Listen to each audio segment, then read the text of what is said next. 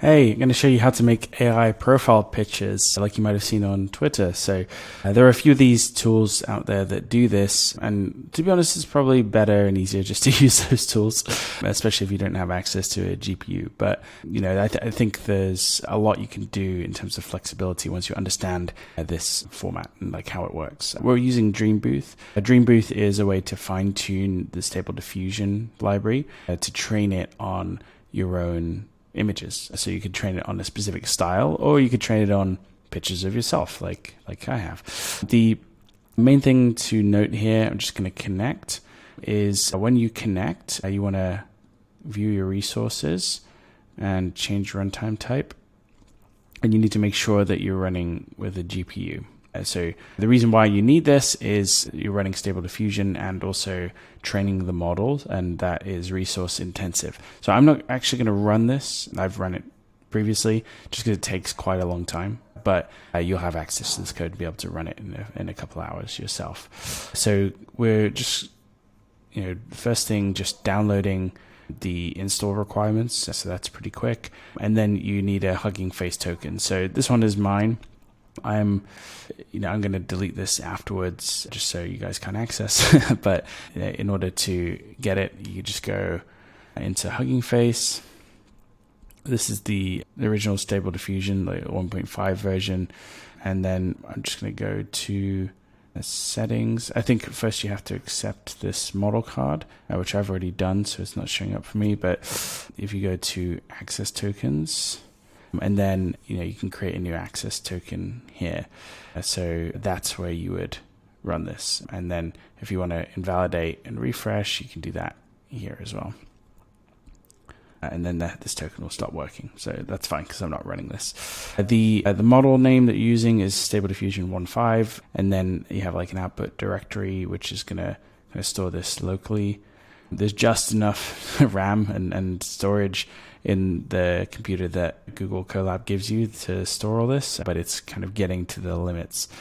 Okay, so the main thing you need to do is you need to edit this part here. So, you can put in different concepts. I would say only do one concept at a time.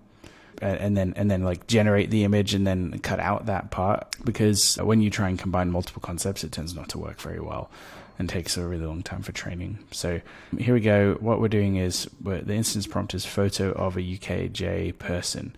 And this is a type of class. So if you're doing a style, like a certain type of art style, you could change that here.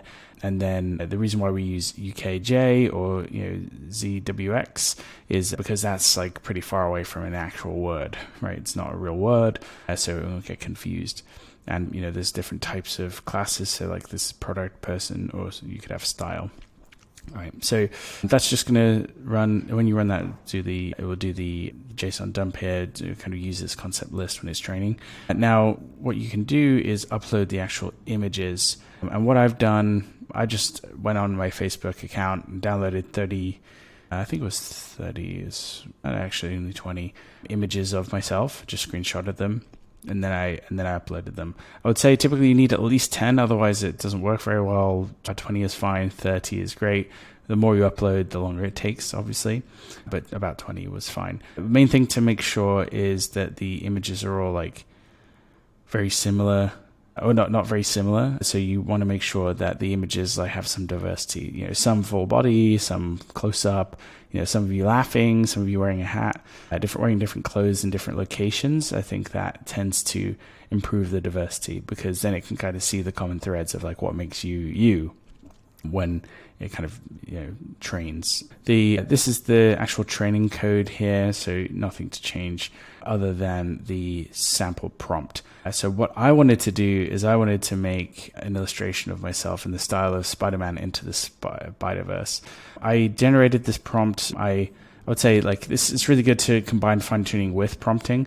So this is an actual prompt that I used to use in order to make Into the Spider-Verse type images, and then this is kind of like doubling up, right? So we have the prompt, and then we have the image of me, and then that way I don't have to like kind of describe myself in this prompt. You can actually get me from the training data. Cool. So you can also save the weights and reuse them if you want. I haven't saved them in this case. It takes up quite a lot of space in your Google Drive. or locally. And then when you run this, then it's generating the example images after the training. So just to see here, this took about 10, I guess this is 10 minutes. It's not, oh no, sorry, it's 10 hours. Yeah, it's quite a while. I was running it. Yeah, I think it's 10 minutes, but it's, sometimes it takes a long time to run. I've run it before and it took half a day. And so I think that's probably the longest. You just make sure you have the GPU, and that's what makes it faster. Cool. So it did a pretty good job, right? Like, this is a decent image of me. Obviously, this is kind of cheating, showing me in a mask. But, this is kind of taking my beard and my eyebrows and my hair and stuff. And I think it's done a good job of matching the style and putting me into the Spider-Verse. You can also save the weights and kind of use that for some of the web UIs, like automatic, if you want, but you can also just keep running it in this Google Colab. So this part here is to actually kind of run the pipeline, and then you can set a seed here. That's just so you get the same image every time if you use the same prompt. And then I've used the specific prompt here. So illustration, UKJ person in the style of Spider-Man, blah, blah, blah. Right. So that's what it's come back with. And you can edit this. You can say, I want guidance scale. Like the higher the guidance scale, the closer it is to the prompt. The lower, the more kind of creative it can be. There's also a number of inference steps. So, if these steps are higher, it tends to be higher quality images, but not always. I think it's good to experiment with this.